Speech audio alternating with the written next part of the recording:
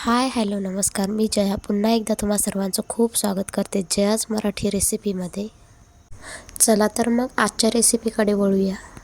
तर आजची रेसिपी अशी आहे जी लहानांपासून मोठ्यांपर्यंत सगळ्यांनाच आवडणारी आणि अगदी सोपी, सगळ्यांनाच बनवता येणारी.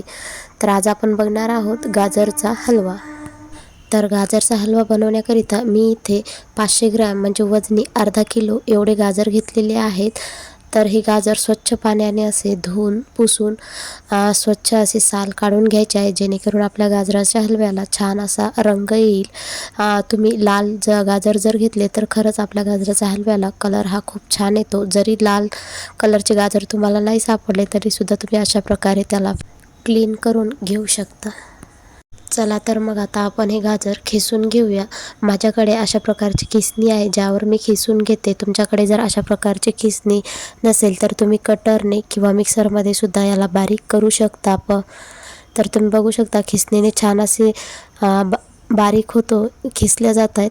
तर तुमच्याकडे जर ही नसेल तर छोट्या खिसणीने सुद्धा तुम्ही खिसू शकता किंवा कटरमध्ये सुद्धा बारीक करू शकता किंवा फोडी करून दुधामध्ये शिजवून सुद्धा गाजराचा हलवा बनवू शकता. दोन्ही तिन्हीपैकी तुम्ही कशाही प्रकारे गाजराचा हलवा बनवू शकता. मी इथे खिसणीने छान असे खिसून घेतलेले आहेत. तुम्ही बघू शकता किती छान असे खिसल्या गेलेले आहेत.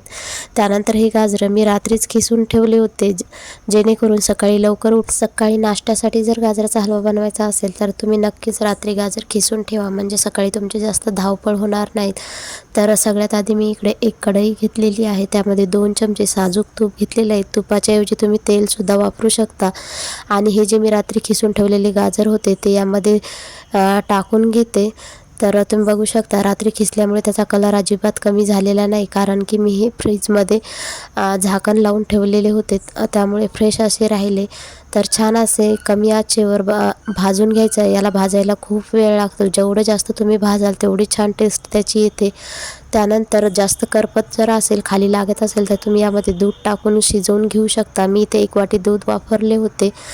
तर तुमचे गाजर जर जास्त कोरडे असतील तर तुम्ही इथे जास्त दूध वापरून छान असं शिजवून घेऊ शकता. माझे गाजर ऑलरेडी ताजे होते, त्याच्यामुळे मला जास्त दूध वापरायचं काम काही पडलं नाही. तुम्ही बघू शकता छान असा चिकट आपला गाजराचा हलवा बनवून तयार होता.